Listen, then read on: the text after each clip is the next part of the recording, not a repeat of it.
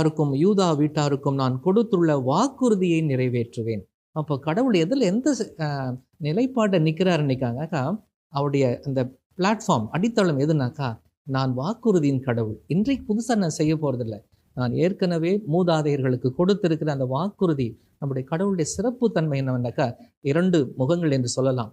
பழைய ஏற்பாட்டை நாம் பார்க்கிறது, அவருடைய பேரன்பு பகலெல்லாம் பாடுவார் திருப்பாடல் ஆசிரியர், இரவெல்லாம் அவருடைய வாக்கு பிறழாமை, அவருடைய அந்த வாக்குறுதியில் இருக்கின்ற பற்றுறுதியும் பிரமாணிக்கமும் அதைதான். அப்போ அதை கடவுள் இன்றைக்கும் அதை காப்பாற்றுகிறார். அதன்படி நான் உங்களை விட்டுவிட மாட்டேன் அப்படின்னு சொல்லிட்டு என்ன செய்ய போறாருனாக்கா, அக்காலத்தில் நான் தாவீதிலிருந்து நீதியின் தளிர் ஒன்று முளைக்க செய்வேன்.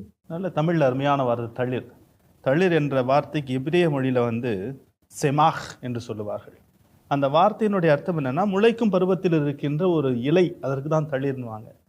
அந்த வார்த்தை